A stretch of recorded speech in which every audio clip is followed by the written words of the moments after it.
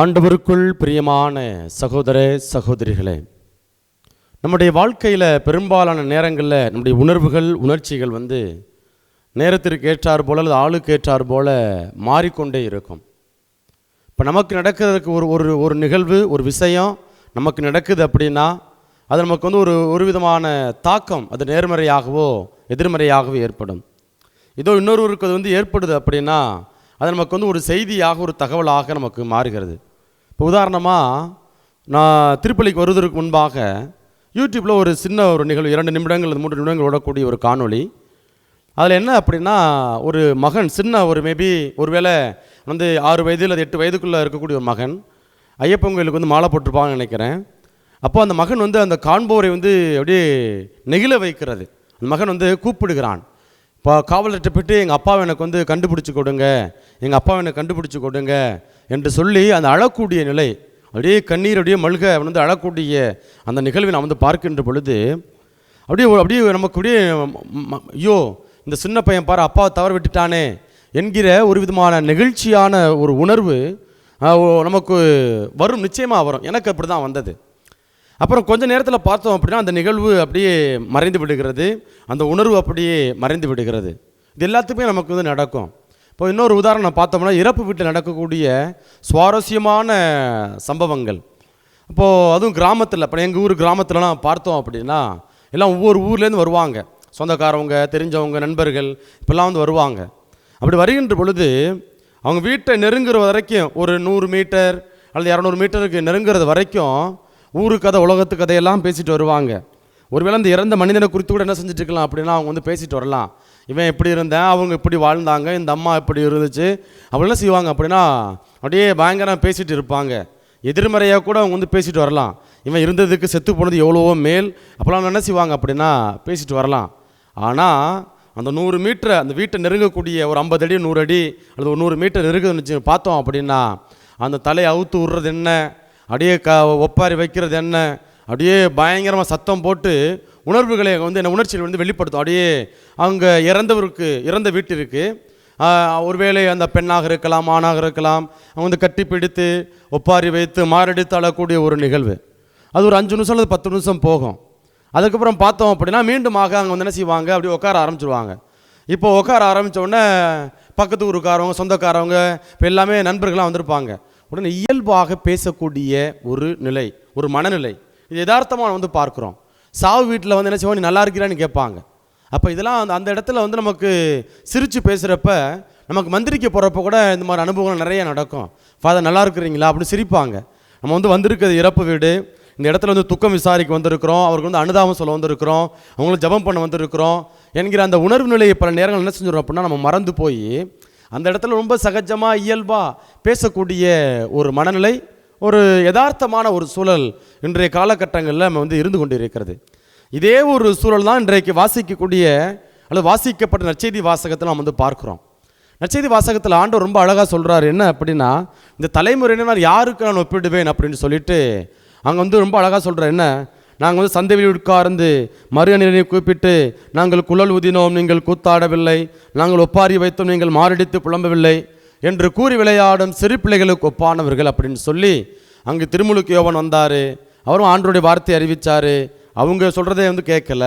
அவருக்கு அவர் மறுதளிச்சிட்டாங்க, நிராகரிச்சிட்டாங்க. இயேசு ஆண்டவர் அல்லது கடவுள் தன்னுடைய ஒரே மகனை இந்த உலகுக்கு அனுப்புகிறாரு. அப்போ இந்த உலகுக்கு அனுப்புகின்ற பொழுது கடவுள் மக்கள் என்ன செய்கிறாங்க அப்படின்னா இவரையும் நிராகரிக்கக்கூடிய ஒரு நிலை, அவருடைய செய்தியை ஏற்றுக்கொள்ள மனமில்லாமல் இருக்கக்கூடிய ஒரு சூழலை இன்றைய நற்செய்தி வாசகத்தில் ஆண்டவர் நமக்கு படம் எடுத்து காட்டுகிறார். அப்போ இந்த நற்செய்தி வாசகத்தை படிக்கின்ற பொழுது எனக்கு 2 ஓமைகள் என்னுடைய மனக்கண் முன்பாக வருகின்றன. என்ன அப்படின்னா, மத்தேயு நற்செய்தி அதிகாரம் 13 நம்ம வாசிக்கின்றோம். அங்கே அந்த விதைப்பு ஓமை இருக்கிறது. நம்ம எல்லாருமே பல முறை கேட்ட அந்த ஓமை, பாதையோரம் பாறை, முட்செடி, நல்ல நிலத்தில் விழுந்த விதைகள். அதே போல் லூக்கா நற்செய்தி அதிகாரம் 20 கொடிய குத்தகைக்காரர் ஓமை வரும். அங்கே அந்த நிலக்கிழார் என்ன செய்வார் அப்படின்னா, நான் அந்த தோட்டமெல்லாம் அமைச்சு வேலியெல்லாம் அமைச்சு கொடுத்து மாடமெல்லாம் கட்டி அதுக்கு ஒருத்தர் குத்தகை விட்டுட்டு போவார். அப்போ அதற்குரிய அந்த குத்தகை வாங்க வேண்டிய நாள் வருகின்ற பொழுது அங்கே பணியாளை அனுப்புவார். நம்மளுக்கு தெரியும். அப்போ அவங்க திட்டுவாங்க, அவங்க அடித்து அவனை நைய புடைத்து அனுப்பக்கூடிய ஒரு நிலை. கடைசியில் கடவுளும் தன்னோட ஒரே மகனை அனுப்புவார். அந்த இடத்துல பார்த்தோம்னா அவரையும் வந்து கொல்லக்கூடிய ஒரு நிலை. இந்த இரண்டு நிகழ்வுகளும், இந்த இரண்டு ஓமைகளும் தான் இன்றைக்கு வாசிக்கப்பட்ட நற்செய்தி வாசகத்தை வாசிக்கின்ற பொழுது எனக்கு மனக்கண் முன்பாக வருகின்றன. என்ன அப்படின்னா, ஆண்டவருடைய வார்த்தை நமக்கு ஒவ்வொரு நாளும் அறிவிக்கப்பட்டு கொண்டே இருக்கின்றன. பாருங்கள், முதல் வாசகத்தில் ரொம்ப அழகாக சொல்கிறாரு, என் கட்டளைகளுக்கு செவி சாய்த்திரு. எப்பா நீ என் கட்டளைகளுக்கு வந்து கடைபிடிச்ச அப்படின்னா, நீ வந்து எனக்கு செவி சாய்த்திருப்பாயானால் உன் நிறைவாழ்வு ஆற்றை போலும் உன் வெற்றி கடல் அலை போலும் பாய்ந்து வந்திருக்கும். உன் வழிமரபினர் மணல் அளவாயும் உன் வழித்தோன்றல்கள் கதிர்மணிகள் போன்றும் இருந்திருப்பர் அப்படின்னு சொல்லி ரொம்ப அழகா நம்முடைய வாழ்க்கை கடவுளுக்கு உகந்ததாக இருக்கின்ற பொழுது கடவுளுடைய வார்த்தையை கேட்குறப்ப நம்முடைய ஆசீர்வாதம் எப்படி எண்ணிலடங்கா ஆசீர்வாதம் நமக்குள்ள வருது என்பதை முதல் வாசகத்தில் இறைவாக்கினர் எசாயா வந்து நமக்கு எடுத்துரைக்கிறார். அப்போது இங்கே இந்த விதைப்பு உறவில் பார்க்குறோம், பாதி நிலத்தில் விழுந்த விதைகள் அதெல்லாம் ஒன்றும் கிடையாது. இயேசு ஆண்டவர் மனமாற்றத்தை பற்றி போதிக்கிறாரு, நற்செய்தி அறிவிக்கிறாரு. அதே போல் திருமுழுக்கு யோவான் மனமாற்றத்தை பற்றி அறிவிக்கிறாரு. மனம் மாறுங்கள், உங்கள் மரத்தின் வேறருகே கோடாரி வைத்தாயிற்று, அப்படிலாம் பயங்கரமாக வந்து எச்சரிக்கை கொடுக்குறாங்க.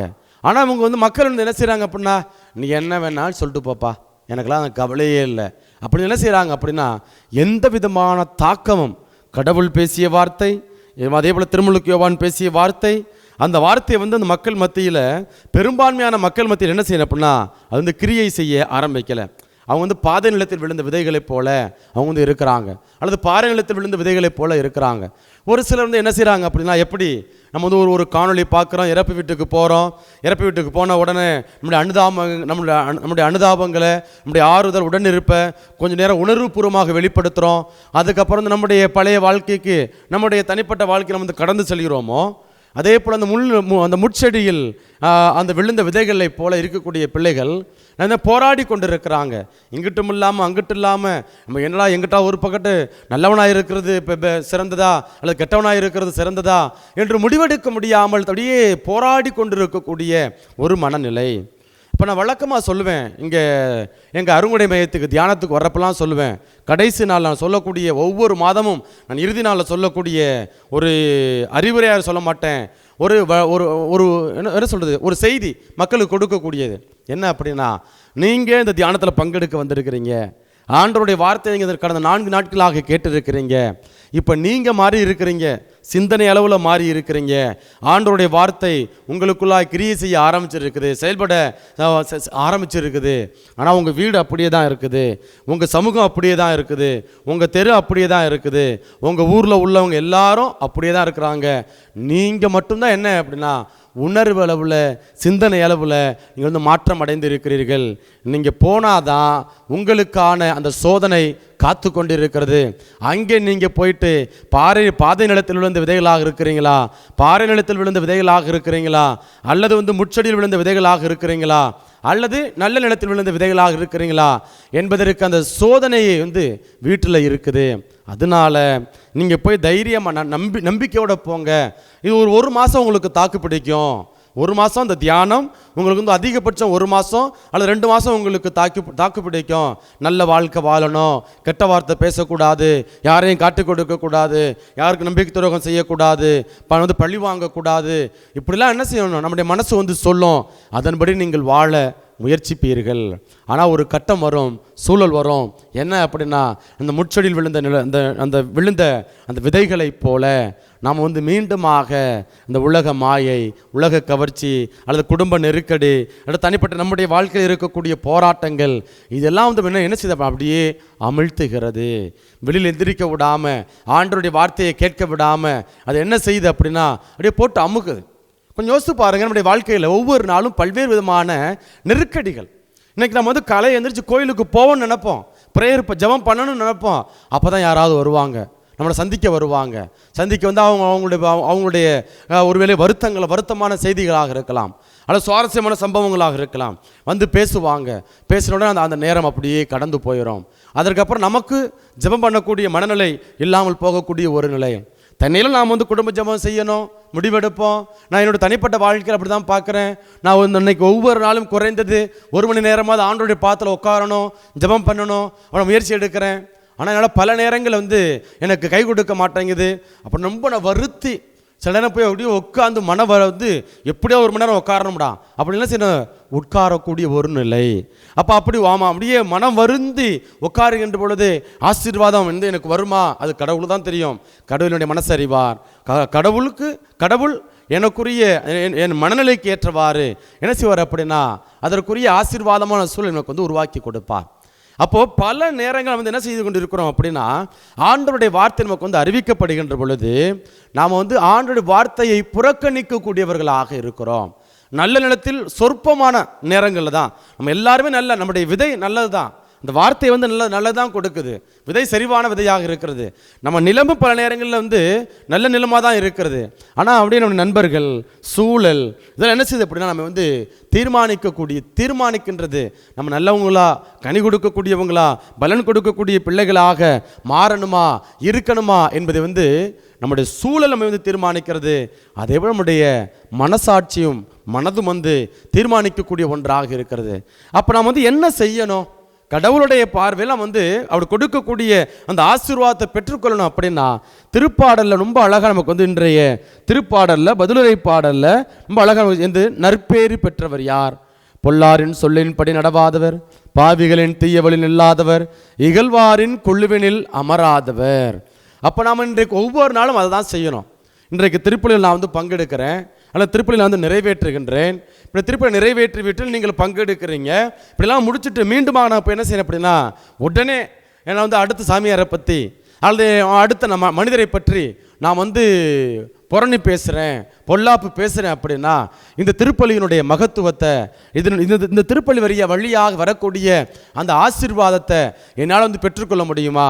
நிச்சயமாக என்னால் வந்து பெற்றுக்கொள்ள முடியாது. அதான் ஆண்டவர் சொல்கிறார் திருப்பாடல்ல, நீ வந்து பொல்லாரின் சொற்படி நடவாதவர்களே, இகழ்வாரின் கொள்ளுவினில் வந்து அமராதவர்களே, பாவிகளின் தீய வழி நில்லாதவர்களே. இந்த உலகத்தில் எல்லாம் திறந்து கிடக்குதுப்பா. நம்ம இந்த உலகத்தில் வந்து நல்லது கெட்டது எல்லாம் கிடக்குது.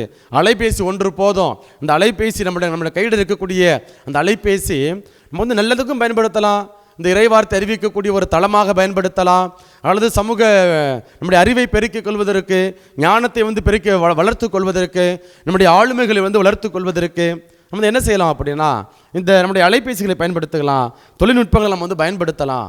ஆனால் அதே தொழில்நுட்பத்தை அதே அலைபேசியை கொண்டு என்ன செய்யலாம் அப்படின்னா பிறருடைய வாழ்வை நாம் வந்து அழிக்கவும் செய்யலாம், நம்முடைய வாழ்வை நம்ம வந்து சிதைக்கவும் நம்ம வந்து இந்த அலைபேசியை வந்து பயன்படுத்தலாம். அப்போது இந்த உலகத்தில் எல்லாம் கிடக்குது. we are exposed to this world. என்னென்ன இருக்குதோ அதெல்லாம் அனுபவிக்க நமக்கு சுதந்திரத்தையும் அந்த ஆற்றலையும் உரிமையும் கடவுள் நமக்கு வந்து கொடுத்து இருக்கிறார். அப்போது இப்படிப்பட்ட இந்த நிலையில் ஆண்டவருடைய வார்த்தை நமக்கு இன்றைக்கு வந்து சொல்லுது என்ன அப்படின்னா, நீ என்னுடைய பேச்சை கேட்ட அப்படின்னா, என்னுடைய கட்டளைகளை வந்து கடைபிடிச்ச அப்படின்னா உன் நிறைவாழ்வு ஆற்றை போலும், உன் வெற்றி கடலலை போலும் பாய்ந்து வந்திருக்கும். உன் வழிமரபினர் மணலளவாயும் உன் வழித்தோன்றல்கள் கதிர்மணிகள் போன்றும் இருந்திருப்பர். அவர்கள் வெட்டி வீழ்த்தப்பட்டிரார், அவர்கள் பெயர் என் திருமுன்று அழிக்கப்பட்டிராது. அப்போ பாருங்கள் எவ்வளவு பெரிய ஆசீர்வாதம். நம்ம வந்து பல நேரங்கள் என்ன செய்கிறோம் அப்படின்னா ஆசீர்வாதங்களை நம்ம வந்து தேடி போகிறோம். ஆனால் அந்த ஆசீர்வாதங்களை பெற்றுக்கொள்வதற்கு முயற்சிகளை எடுக்கிறோமா? பொல்லாரின் சொற்படி நடவாதவர். நம்ம வந்து அடுத்தவங்க பேச்சை கேட்டு மனைவியை அல்லது வந்து குடும்பத்தை வந்து சிதைப்பது, உடன் பிறந்தோட குடும்பத்தை வந்து சிதைப்பது. இன்றைக்கு நிறைய குடும்பங்களை பார்க்குறோம் இல்லையா? ஒரு வேலையில் வந்து பணித்தளத்தில் வேலை செய்கிறோம், வேலைக்கு போகக்கூடிய இடத்துல என்ன நடக்குது அப்படின்னா பதவி உயர்வு வேண்டும். இப்படி பதவி உயர்வு வருகின்ற பொழுது யாரையாவது ஒருத்தரை காட்டி கொடுத்து அல்லது வந்து புறமம்மா வந்து என்ன சொல்ல ஏதாவது சூழ்ச்சி செய்து அவங்க வந்து பொல்லாப்பு அந்த மனிதனுக்கு வந்து ஏதாவது தீங்கு செய்து அவர் மேலே வந்து அபாண்டமான பழி சுமத்தி நம்ம வந்து இன்றைக்கி என்ன செய்கிறோம் அப்படின்னா நாம் அந்த பதவி உயர்வை பெறக்கூடிய ஒரு நிலை. அப்போது இது சாதாரண அன்றாட வாழ்க்கை நடக்கக்கூடியது. பெரிய பெரிய காரியங்களை ஆண்டவர் செய்ய சொல்லலை. நீ இது போய் இப்போ புறணி பேசாதப்பா, யார் வாழ்க்கை வந்து அழிக்காதப்பா, உன் வாழ்க்கை உன் கையில் இருக்குப்பா, நீ தான்ப்பா அதை வந்து தீர்மானிக்கணும் அப்படின்னு சொல்லி ஆண்டவர் இன்றைக்கு நமக்கு வந்து எடுத்துரைக்கிறார். ஆக பிரியமான பிள்ளைகளே, இன்றைய நாளில் இந்த நிகழ்வு, இந்த நற்செய்தி வாசகத்தில் வரக்கூடிய நிகழ்வு என்ன அப்படின்னா, நாங்கள் குழல் ஊதினோம், நீங்கள் கூத்தாடவில்லை, நாங்கள் ஒப்பாரி வைத்தோம், நீங்கள் மாரடித்து புலம்பவில்லை என்று கூறி விளையாடும் சிறு பிள்ளைகள் இப்போ நாம் வந்து இருக்கிறோமா? அந்த இஸ்ரேல் மக்கள் திருமுழுக்கு யோவான் காலகட்டத்தில் வாழ்ந்த பிள்ளைகள் அல்லது இயேசுனுடைய காலகட்டத்தில் வாழ்ந்த பிள்ளைகளைப் போல அவங்களுக்கு வந்து ஆண்டவருடைய வார்த்தை அறிவிக்கப்பட்டது. அந்த ஆண்டவருடைய வார்த்தை அறிவிக்கப்பட்ட பொழுது என்ன செய்கிறாங்க அப்படின்னா, அவங்க வந்து பாறை நிலத்தில் விழுந்த விதை போல, பாதை நிலத்தில் விழுந்த விதைகளைப் போல, நல்ல நிலத்தில் விழுந்த விதைகளைப் போல, முட்செடியில் விழுந்த விதைகளைப் போல அவர்கள் வந்து செவிமடுத்திருக்கிறார்கள், நிராகரிச்சிருக்கிறாங்க. அவங்க வாழ்க்கையில் கடவுளுடைய வார்த்தை எந்த விதமான மாற்றத்தையும் தாக்கத்தையும் ஏற்படுத்தலை. இவர்களைப் போல நம்முடைய வாழ்வு இருக்கிறதா? இதுதான் அவருடைய கதை. இன்றைக்கு நம்முடைய கதையாக இருக்கிறதா? நாம் வந்து கோயிலுக்கு அப்புறம் போய்க்கலாம், என்ன கோயில் அப்புறம் பார்த்துக்கலாம்ப்பா, என்ன கடவுள்லாம் பார்த்துக்குவார், அப்புறம் ஒரு காலகட்டம் வரும், அப்போ போய் கடவுளை தேடிக்கலாம், அல்லது இப்போ நல்லது செய்யுப்பா, அப்போ பார்த்துக்கோ, இப்போ உனக்கு வந்து வேலை இருக்குது, அல்லது இப்போ எனக்கு வந்து காசு இல்லை, காசு இருந்தாலும் எனக்கு என்னுடைய தனிப்பட்ட வேலைக்கு வந்து தேவைப்படுகிறது, நான் வந்து எனக்கு காசு அதிகமாக வர்றப்ப என்ன செய்யணும் அப்படின்னா நல்லது செய்கிறேன் என்று நினைக்கக்கூடிய ஒரு மனநிலை. அப்போது ஆண்டவருடைய வார்த்தை நமக்கு வந்து அறிவிக்கப்படுகின்றது. இன்றைக்கு உங்களுடைய குடும்பம் அல்லது நம்முடைய வாழ்க்கை வந்து கடவுளுடைய பார்வையில் வந்து அழிக்கப்படாமல் அல்லது வந்து அவருடைய திருமணன்று அழிக்கப்படாமல் இருக்க வேண்டும் என்றால், நம்முடைய வாழ்வு யாராலையும் வீழ்த்தப்படாமல் இருக்கணும் அப்படின்னா, நிச்சயமாக நம்ம வந்து ஆண்டவருடைய வார்த்தைக்கு செவி கொடுக்க வேண்டும். அப்போ ஆண்டவருடைய பாதத்தில் அமரணும், வேற எங்கே அமரக்கூடாது. அவங்க சொல்கிறத இவங்க சொல்கிறத, பொய் பேசுகிறவங்க, வந்து கொலை செய்கிறவங்க, அல்லது வந்து அபாண்டமாக பழி சுமத்துறவங்க, இப்படி வந்து அப்போ தவறான செயல்களில் ஈடுபடுபவரோடு வந்து என்ன செய்யக்கூடாது அப்படின்னா, நம்முடைய வாழ்வு அமைந்துவிடக்கூடாது. மாறாக ஆண்டவருடைய பிரசன்னத்தில் நாம் வந்து அமர்ந்திருக்கணும். அதான் திருப்பாடல் ஆசிரியர் சொல்கிறாரு, நம்ம ஆண்டவருடைய பிரசன்னத்தில் அமர்கின்ற பொழுது அவருடைய வார்த்தை நாம் வந்து கேட்குறப்ப நம்முடைய வாழ்வு எப்படி இருக்கும் அப்படின்னா, நீரோடையோரம் நடப்பட்ட மரம் போல் இருப்பார், பருவ காலத்தில் கனிதந்து என்றும் பசுமையாயிருக்கும் அம்மரத்திற்கு ஒப்பாவார், தாம் செய்வது அனைத்திலும் வெற்றி பெறுவார். அப்போ இன்றைக்கு உங்களுடைய இதுதான் கடவுள் வந்து வெளிப்பாடு கொடுக்குறார், செயல்பாடு. நீ கடவுளை நம்பின அப்படின்னா, கடவுளுக்கு கீழ்ப்படிஞ்ச அப்படின்னா, கடவுளுடைய வார்த்தையை கேட்ட அப்படின்னா, உன்னுடைய வாழ்க்கை வந்து எப்படி இருக்கும் அப்படின்னா பலன் கொடுக்கக்கூடிய மரமாக இருப்பாய். அதே போல் நீரோடு நடப்பட்ட மரம் போல் வந்து மரம் போல் வந்து எப்போதுமே செழிப்பா உன்னுடைய வாழ்க்கை வந்து இருக்கும். அதே போல் செய்யக்கூடிய கையிட்டு செய்யக்கூடிய எல்லா காரியங்களையும் வந்து வெற்றி அடைவாய். அப்போ இதுதான் கடவுள் உன்கிட்ட இருக்கிறாரா இல்லையா என்பது இப்படி தான் நீங்கள் பார்க்கணும். கடவுள் நம்மோடு இருக்கிறார் அப்படின்னா நம்முடைய வாழ்வு செழிப்பாய் மாறும், நம்முடைய வாழ்வு நீரோடையோர் நடப்பட்ட மரம் போல பசுமையாக இருக்கும். அதே போல் நம்ம செய்யக்கூடிய எல்லா காரியங்களும், இன்றைக்கு பலரும் வந்து ஃபோன் பண்ணுறாங்க, ஃபாதர் நான் நிறையா நான் ஜெபம் பண்ணுறேன் ஃபாதர், ஆனால் அந்த கையிட்டு செய்கிறேன், ஆனால் எனக்கு வந்து ஏதோ தடைகள் வந்துக்கிட்டே இருக்குது ஃபாதர், நிறைய செலவு வந்துக்கிட்டே இருக்குது ஃபாதர், என்ன செய்யணும்னு தெரியலை ஃபாதர், எனக்கு நல்லா ஜெபம் பண்ணி விடுங்க ஃபாதர் என்று கேட்கக்கூடிய மனிதர்கள் நிறைய பேர் இருக்கிறாங்க. அலைபேசி வழியாக அல்லது எங்களை சந்திக்கின்ற பொழுது பார்க்கின்ற பொழுது சொல்லக்கூடிய மனிதர்கள், தன்னுடைய கசப்புணர்வுகளை வந்து பகிர்ந்து கொள்ளக்கூடிய மனிதர்கள், உறவுகள் வந்து ஏராளமான பேர் இருக்கிறாங்க. அப்போ இதெல்லாம் வெளிப்பாடு என்ன அப்படின்னா, நம்ம கடவுளோடு இருக்கிறோமா இல்லையா? கடவுளோடு இருக்கிற அப்படின்னா நம்முடைய வாழ்வு செழிப்பாக இருக்கும், நீரோடையோரம் நடப்பட்ட மரம் போல, பருவகாலத்தில் கனிதந்து என்றும் பசுமையாக இருக்கக்கூடிய மரத்தை போல நம்ம வந்து இருப்போம். ஆகவே பிரியமான பிள்ளைகளே, இன்றைய நாளில் இந்த திருப்பலியில் நாம் இந்த நற்செய்தி வாசத்தில் வரக்கூடிய இஸ்ரேல் மக்களைப் போல ஆண்டவருடைய வார்த்தையை கேட்காமல் புறக்கணிக்கக்கூடிய பிள்ளைகளாக இருக்கிறோமா? அல்லது திருப்பாடல் ஆசிரியர் கூறுவது போல, உன்னை வந்து ஆண் நற்பெயர் பெற்றவர் யார், பொல்லாரின் சொற்படி நடவாதவர், பாவிகளின் தீயவழில் நில்லாதவர், இகழ்வாரின் குழுவினில் அமராதவர், இப்படி தீய சக்திகள் தீய எண்ணங்கள் இருக்கக்கூடிய இந்த மனிதர்களைப் போல இல்லாமல் நான் கடவுளுடைய வார்த்தையை கேட்டு அதன்படி செயல்படக்கூடிய மகளாக வாழ்கிறோமா? உங்கள் வாழ்க்கை உங்களுக்கு தான் தெரியும். நான் உங்களை ஏமாற்றலாம், நீங்கள் என்னை ஏமாற்றலாம், ஆனால் கடவுளை ஒருபோதும் யாரும் வந்து ஏமாற்ற முடியாது. அப்போ அந்த கடவுள் கொடுக்கக்கூடிய வார்த்தையை நாம் வந்து பற்றி கொள்வோம், இதன்படி நாம் செயல்படுவோம். இதன்படி செயல்படுகின்ற பொழுது நிச்சயமாக இந்த இறை வார்த்தை நமக்கு வாழ்வு கொடுக்கும். நம்முடைய குடும்பம் எப்படி இருக்கும் அப்படின்னா, நம்முடைய வழிமரபினர் மணலளவாயும் வழித்தோன்றர்கள் கதிர்மணி போல இருப்பார்கள். அப்போ இப்படிப்பட்ட இந்த உன்னதமான ஆசீர்வாதத்தை பெற்றுக்கொள்ள வாழ்வு தரும் வார்த்தையை நாம் பற்றி கொள்வோம். அதற்கான அருளையும் ஆசிரியம் வேண்டி தொடர்ந்து இந்த பலியில் நம்மையே ஒப்பு கொடுத்து மன்றாடுவோம்.